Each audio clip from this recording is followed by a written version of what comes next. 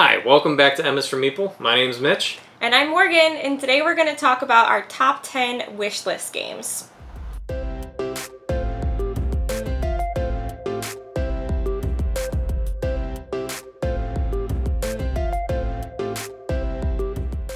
Okay, so the way that we're defining our wishlist games, they are games that are available to buy right now that we would buy if we weren't on a no-buy month. Yeah, like as soon as we're done with this, if we don't get these games at Origins, we will probably go out. I don't want to say immediately, but maybe in the next week or two, and snag some of these, if not all of these, up. Yeah, so these are games that are available to buy. They're not like pre-order. They're not like Kickstarters or games, Yeah, they've been out for a while. Yeah, games that have been out for a while that have been on our wish list. We've been meaning to buy. Well, I think I got one on my list that's relatively new.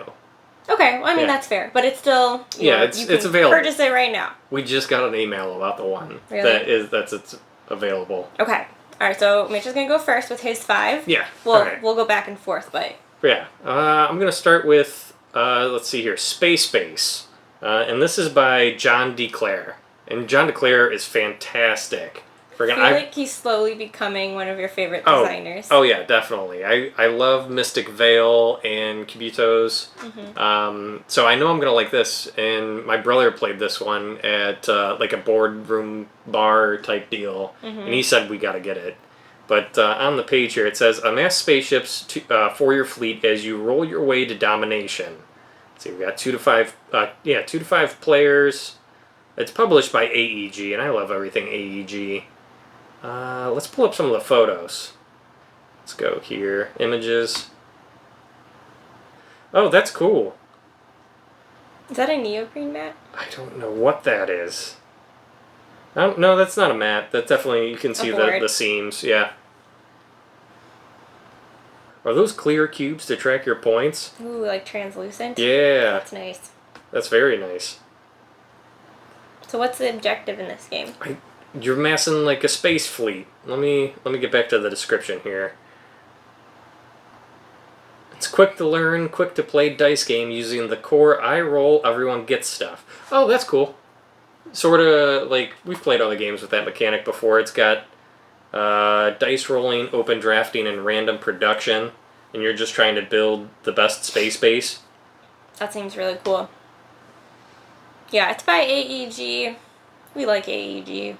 Yeah, players can take their engine in a number of directions, long odds and explosive gains, low luck and steady income, big end game combos to launch from the last to first, or mix and match approach. Ultimately, Space Base is a game you can just start playing and teach everyone how to play in the first round or two, and has a satisfying blend of dice chucking, luck, and challenging strategic choices. I like that. It sounds like it's a game that can hit the table fairly easily, and doesn't have like a rules overload. I like the games where you can teach in the first round, where it's like, all right, we're gonna kind of take it slow. This is how you do it, and then by the end of the first or second round, everyone knows exactly how to play. You might not have an idea of overall strategy and how the game's gonna work, but like you've got a grasp on what you can do on your turn. Yeah, games like that make it very easy to table. So definitely excited for that one for sure. Yeah. All right. Well, I mean, Space. That's on my wish list. I really want it. It's John DeClaire. Let us know if you got it.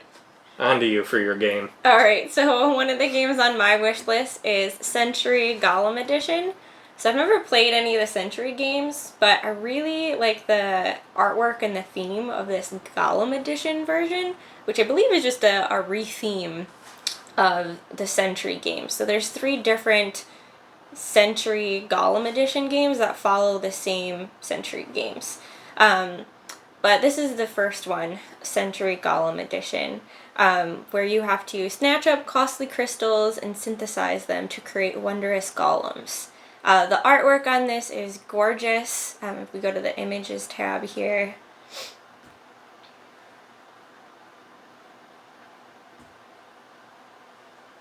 The components seem really nice. There's like 4 different colored gems that you have to get.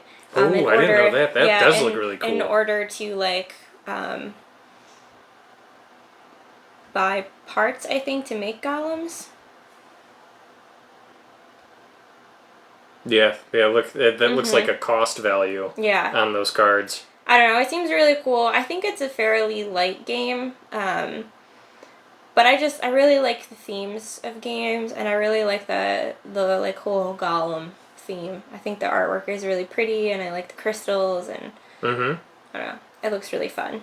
Yeah, the crystals look fantastic. And I like how all the golems are different. Like the art on all the cards are different. That's nice. What are the mechanics in this game? Let's see. Players are caravan leaders who travel the famed Golem Road to deliver crystals to the far reaches of the world. Each turn, players perform one of 4 actions: establish a trade route by taking a market card, playing a card from their hand, meeting a victory point card's requirement and claiming it, taking it back into your hand of all the cards you've played. So it sounds like hand management. Well, I mean, you could just look right here. Mechanics, action, retrieval, contracts, deck, bag, and pool building. And hand management. Hand management, increase values of unchosen resources. 2 more. My gosh. What the heck are those 2 more? Open drafting and set collection. Okay, that seems like the core of it. And it's like, I'm surprised with all those mechanics. Like, look at the weight. Yeah, the weight's really light. It is, yeah. It seemed like a fairly easy game. Plays in about 30 to 60 minutes. But every time we're at our friendly local gaming store, like I always see it on the shelf. I'm like, oh, that game looks so cute. Like, I just really want to play that. So yeah, that one is on my list. Like I said, I've never played any of the Century games, but this theme really like speaks to me. So I want to, I think, start with the first one, and then if we like it, maybe expand into the other 2. I think it's Eastern Empires and, Eastern Mountains, and I can't remember what the third one is. I don't know anything about these games. They look really cool, though. Yeah, definitely. Very excited for that one. So, alright, on to my next game. Now, my next one on my wish list is Dead of Winter. I've picked this game up several times when we're in the game store, and I just haven't bought it because I thought it was like just a little too heavy or a little too similar of like other games we have, like Zombies, that old one, or Zombicide. Or Zombicide, yeah. So I really didn't find out too much about this game till recently. So let's see. Dead of Winter, a Crossroads game. As you struggle to keep survivors alive, how will you value group versus personal needs? Published by Plaid Hat Games. Alright, let's scroll on down here. Let's look at some of the photos and see what this looks like. See, the one thing I like, while I like and don't like about BGG all at the same time, is people just posting like their group photos. Like, it's nice to see people playing the games, but when I go to click on these images, I want to see the actual board that's game. what I want to see, is like the actual board game content. But it's nice seeing people. Oh, those miniatures are very interesting. They almost look like flat. Yeah.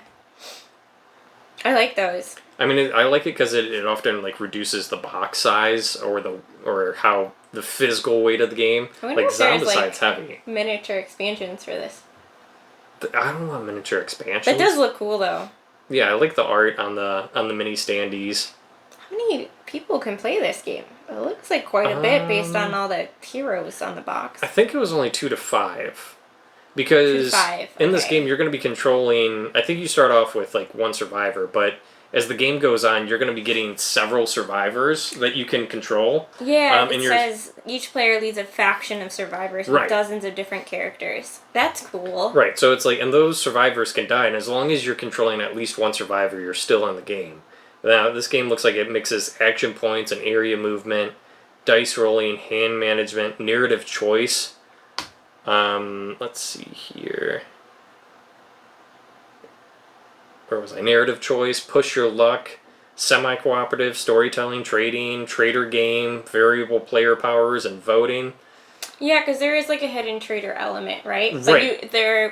But there might not be in the game, right? Right. Like, I believe that it was like a betrayer goal can come out because everyone has kind of a secret objective of what they're trying to accomplish, whether it's like looking out after their safety or acquiring a lot of food. And it's like you can vote to like exile certain people, in which case like their objective will change should they get exiled. And it seems... I'm ashamed like I haven't looked further into this game before because it just seems like it'd be right up my alley. So it always reminded me of the video game Project Winter, where there's like a hidden trader element. Mm-hmm. And so every time I saw this at the store, like I was just like, oh, that's what it is. But it's interesting because it seems like it's very similar to that game, and it's named similar also. But no, the standees are really cool in this. This would be really fun to play. All right, on to yours. Yes. All right, what's your next game? All right, my next game is Haven, published by Red Raven Games. So this is another game designed by, or the artist is Ryan Lockett, but it's actually designed by Elf Siegert. But I really like Ryan Lockett's artwork, if you've watched any of our other videos. So this is a Ryan Lockett game that I do not currently have in our collection. But this one is really cool. It's like 2-player only game, which is, we're primarily 2-player household. Occasionally we'll have more people, but for the most part, we I play like 2. games that play more than that, but it's more often than not, it's just me and you. Yeah, and so the description of this is spirits and machines compete for lore in order to control the mystical forest. So it's interesting because this is an area control game, and I typically don't like those. However, this game really interests me because one of my favorite movies as a kid was Fern Gully, where, you know, a bunch of forest creatures and fairies are trying to drive the developers out of their forest. Developers are trying to like tear down the forest, and that's essentially the point of this game. Is one person plays the city and one person plays the forest, and you are competing for area control over who has the most territory in this game. So that kind of speaks to me. It just reminds me of that childhood film Fern Gully, because that's exactly what they're doing in the movie. And it's designed by Ryan Lockett. It's gorgeous. It's a 2-player game. So I just feel like it's a no-brainer for us to have this in our collection. It's illustrated by Ryan Lockett, right? Yeah, you didn't design it? Sorry, illustrated by him. Yeah. I was going to say the artwork flipping through these images looks very like a Ryan Lockett game. Yeah. So he did not design this one. Which... Does this take place in his like expanded universe, sort of how like all 3 of those take place in the same universe? Does this partake in there? This one does. Correct me if I'm wrong, but I don't think Haven is in the Arzium universe. Is that what it's called? Yeah. Oh wow, look at those ones. It looks like you have like a water, rock, and earth elemental. I know, it just looks so cool. I feel like our friendly local gaming store never has Haven. I've never seen this. But I know Barnes & Noble has it, and I know like you can get it online. And it's been in my cart several times. Yeah. On multiple different websites.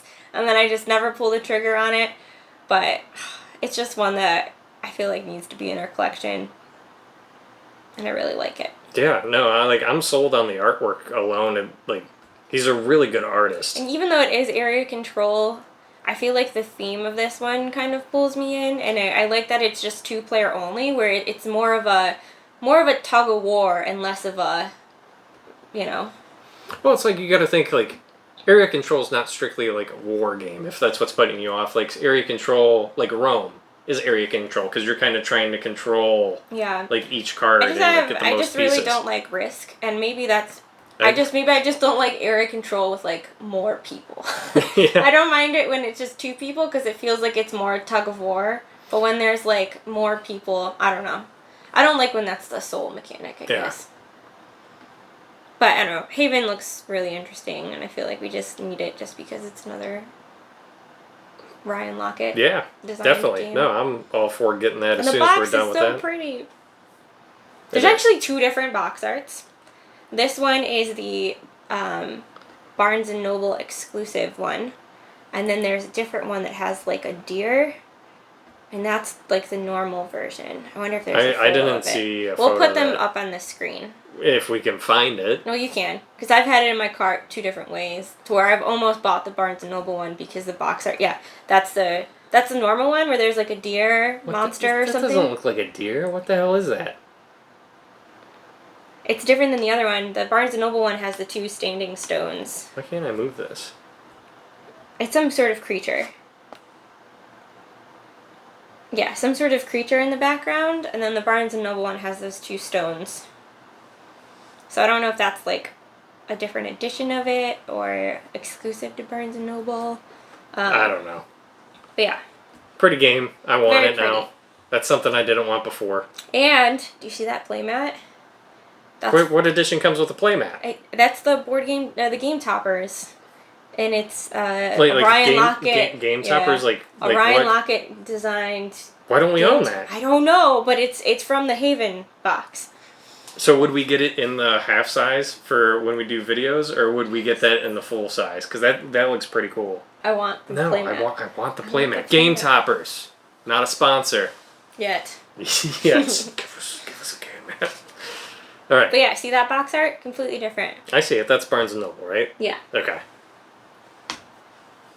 All right. On to your next game. My next game. All right. Canvas is my next game. This one just came out last year. Mm-hmm. But, I mean, have we seen it in... We have seen it at Recess. They've actually had the expansion to this game at Recess as well. Yeah, so Canvas is from Road to Infamy Games.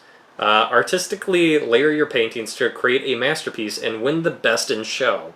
Now, I really like the transparent cards that came with the Mystic Veil, how you're layering cards and creating each card individually. Crafting, essentially. To where having this be like an artistic form of layering each, like your background and foreground, and I don't know the other grounds and artistic stuff, but... You're layering like different elements of the painting, like the background, foreground, right?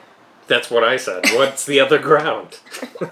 Middle. Middle ground. Background, middle, foreground? I don't know. I don't know. But I like how it's just like small, like sections, and then depending on what is in that painting, it's gonna give you a different like scoring attribute. To where it's like you can see like all these different icons on these cards. To where it's like I'm pretty sure you can't layer another portion of the painting if it has those icons. This one looked really cool, and I feel like we've almost bought this like a few times. At least I have. It's been in my cart several times. Mm-hmm. The thing that kept me from buying it is I've heard some reviews where like you just want to make your painting really pretty, mm-hmm. but unfortunately like that's not how you want the game. If you want to score points, like the painting doesn't always look the best, which is a little disappointing. So I feel like that's contributed to some of the like hesitancy. Yeah. But I don't know if the expansion fixes that. So I don't know if that's right, because the expansion has like a separate box that you can hang right next to this one, and that's another thing I want to hang it, like hang them over there, or we don't have wall space over here. That's another like benefit to this one, mm-hmm. is it's like you don't have to find a spot for it on your shelf because you hang it on the wall, the whole box. The box has a little like hook in the back that you can. Oh, look at some of these paintings. Yeah, that was really cool. Like. Yeah, you have like the ocean with that sky in the background, and you're looking out a window with a bird cage. And I feel like this is fairly lightweight? I believe it is. To where I think this one would definitely get to the table. And we could play it like with our parents, with our families. Mm-hmm. Is it just 1 to 4? Let me go back to the main page. Here we go. Oh, it's 1 to 5. 1 to 5. That's even better. 1.68. And it only plays in 30 minutes? Yeah. Yeah, we're getting this one for sure. Yeah, Canvas. Canvas. It's pretty. You make art. Sometimes that art scores you points. Sometimes it just looks pretty.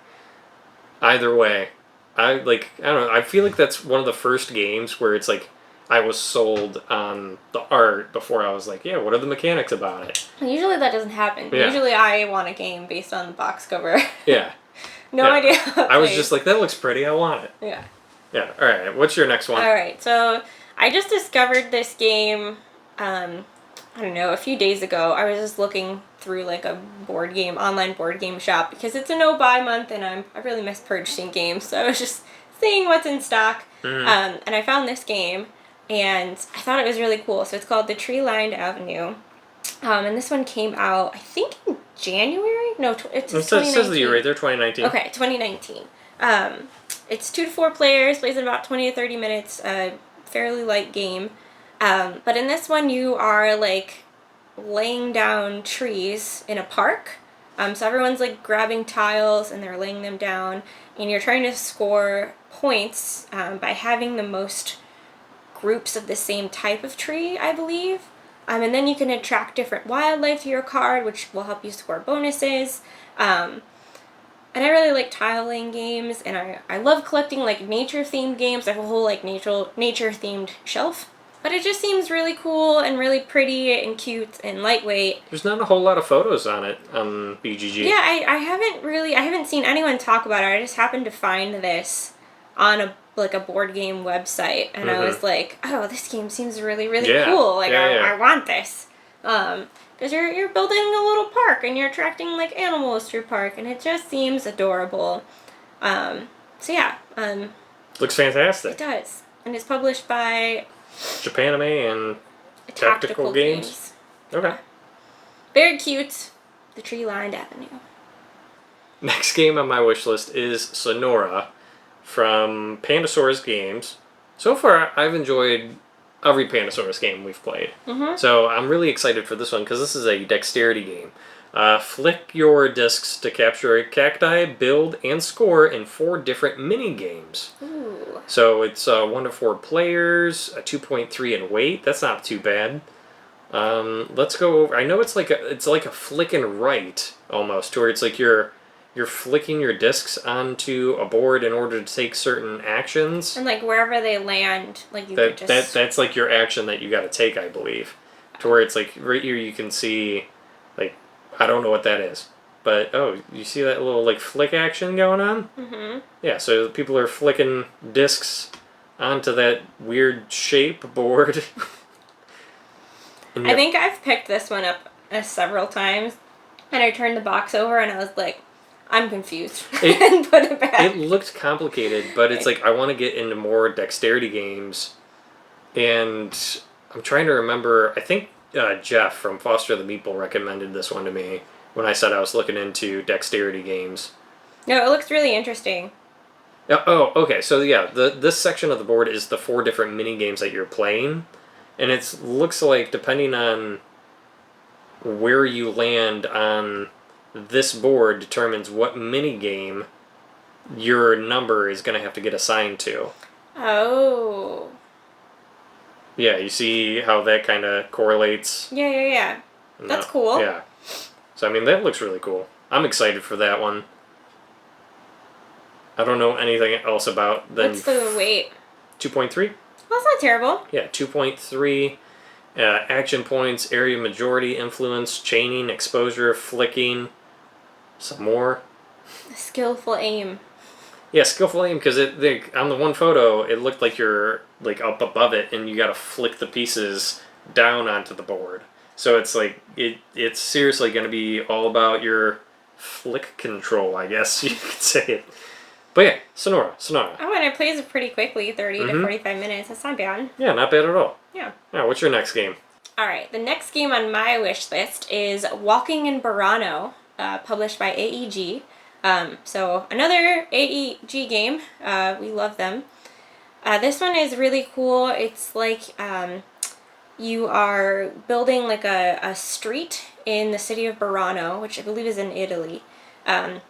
And you're attracting tourists, and the tourists will like comment on the buildings, and they like different things. So like they're all different colored buildings. So you're putting down like a roof and a middle floor and a bottom floor, and then a tourist at the bottom. And there can be different things in the windows, like a cat or a plant, that the tourist will comment on. So you're trying to score points based on what the tourists want to look at. Okay, is that little speech bubble I would assume that the tourists want to see a cat right above them? And then you'll get 3 victory points. Okay. Yeah. So it just seems like a really light, fun game. I heard about this game from Blackboard Gaming. Definitely check them out. They're very good. But I'd never heard of this game before. We really like AEG, and when they were talking about it, I was like, man, that game looks really fun and really colorful. Yeah. So, and I've never seen it. I think it's an older game. When did this come out? Let me go back to the main page. I think it's a 2018. Maybe I'm wrong. Okay, so 2018. So within the last 4-5 years. That's 4 years ago. Yeah, within the last 4 years, this game came out. And that was a little bit before we were still into board games, but not as heavily, I would say. Well, 4 years ago, we didn't have any place to store board games because we didn't have our house yet. I don't know, but it just seems like a really cute game. Definitely on my wish list, and a game that I want to pick up soon. Alright, last game on my wish list. It's not really the last game on my wish list, but it's the last one I'm going to talk about in this video, and that's Nemesis Lockdown. This is the one we just got an email about, and it kind of pains me that our game store has it in stock right now, and we're on a no-buy month. So listen, he got this email on Thursday, and he's just now telling me that our local gaming store had this in stock, and I really want to break our no-buy to get this game.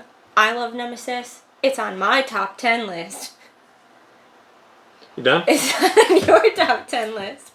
It wasn't on my top 10 list. No. That's why she didn't find out about the email.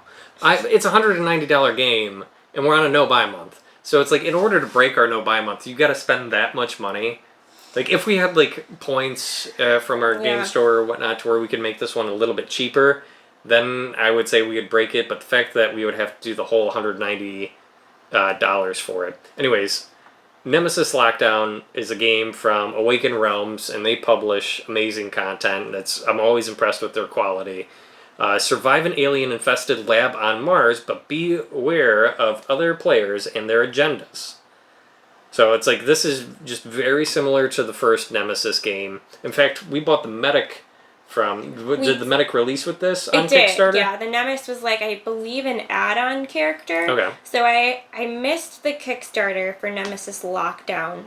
There is a website called The Game Steward where they just back like a ton of Kickstarter projects and then they like resell them. So it's kind of like a promise. Whenever they get the Kickstarter game, then they will ship it to you.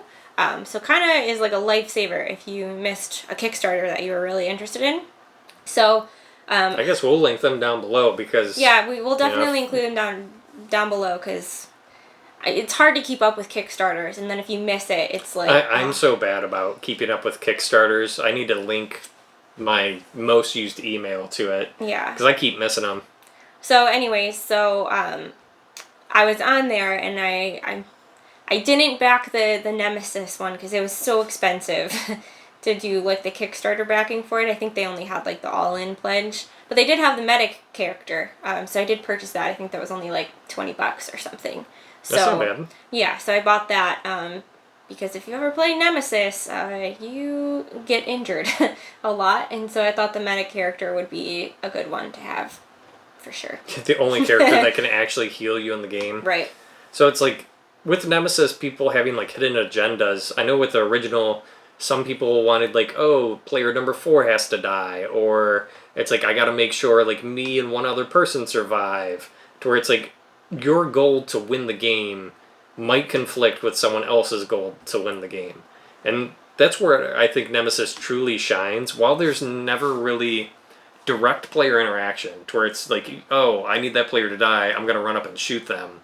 The lore behind the game is there's a chip implanted in your head via the corporation that you work for that stop you from being hostile. So if you need to make sure someone dies, you have to find like a unique way to trap them in an area with one of these intruders in order for them to die. To where it's fantastic. And all of these images, like, it seems like they went all out on the art for the cards, because it does look significantly better than the I finally got to the board. Original one, the artwork at least. Yeah, so the board has like elevators that let you go up and down. And like from different sections of the board, like right. Oh, let me go back.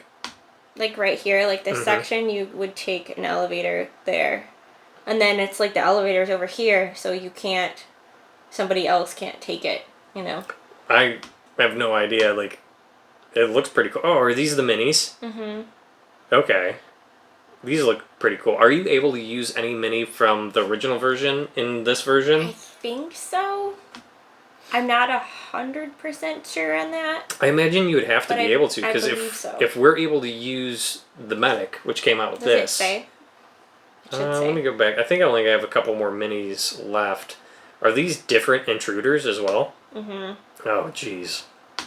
As if they look more terrifying. Yeah, exactly. Like the other ones, everyone gave them flack for being... These look like demons. Like the other ones look like mechanical. The other ones look not exactly, but legally distinct from Alien. As legally distinct as it... Oh my gosh. You see this cat? That's so cute. It's a spider cat. That's hilarious. So what were we going back to the main page for? Just see if it states if you can play with the characters in the first one. Let me expand this here. First standalone expansion to Nemesis. What the hell's that mean? It's an expansion that you can play by itself. Okay, thank you. Don't worry, I'll translate the board game lingo for you. Alright, so some new mechanics are multi-level base with stairs and elevators, advanced computer actions, CSS hatch system, power and light on different levels, contingency procedures, new characters, and alien race. Mm-hmm. I am excited for this game, but I know it's an expansion to the first one, then I believe you should be able to use the different characters. I don't see why not. Yeah. Otherwise, it would have been a standalone game if you can't. I would like to almost make a night of Nemesis to where it's you play the first Nemesis, and then whether you succeed or fail, let's just say it made it to Mars. Well, there was a Nemesis expansion called Aftermath, where it was a game you literally play after Nemesis, where they come back to the ship and they're investigating, and there's new characters. It was an expansion, but you play it right after Nemesis. Oh, okay. Well, maybe we gotta look into that one now too. You can't find that anywhere. I've tried. I know as soon as our no-buy month is over, we won't be able to find this anymore. Which makes me so sad. FOMO's real. Because you're right. We won't be able to find it. FOMO. I bet you they already sold out of their copies. We'll find it eventually. Let's move on to your last game. Well, it's not my last game. My wish list is long, folks. Yeah, you have notes upon notes of wish list games. Well, yeah, because you don't want to forget about them. If you ever see them at a board game store, you're like, yeah, I wrote that down. I'm so terrible at keeping track of all that. Where when you hear about something that's going to be launching later, you've got to write it down so you can occasionally check on it, No, I just forget. When something pops up or I see it in the store, I'm like, oh yeah, I did want that game. You're always like, oh, I heard about this one game where it has such and such. Who publishes it? I don't know. What's it called? I don't know. Well, my problem is I listen to a lot of board game podcasts to where it's they talk about the game and I'm like, oh man, that one game just sounded really cool. I don't know what it was. Anyways, so the last game I'm going to talk about today on my wish list is Forgotten Waters. So Forgotten Waters is a story game published by Plaid Hat Games. If you haven't heard of Plaid Hat Games, they do a lot of games surrounding story. So in Forgotten Waters, you seek fortune and infamy in a fantastical world of piratical misadventure. So it seems like it's just kind of a silly pirate storybook game. This takes 2 to 4 hours? Yeah, it's a long game. Is it a storybook game? I didn't know that. It's a shorter campaign game. Oh, okay. One that you can play in a sitting, but you don't have to play over multiple days. Yeah. But I've heard really good things about this game. It's been on multiple list videos about good story games. So it's one I definitely want to check out. We play Sea of Thieves a lot. We used to. Yeah. We're almost pirate legends. Sorry. So we play Sea of Thieves a lot, and this board game kind of invokes similar feelings as playing that game.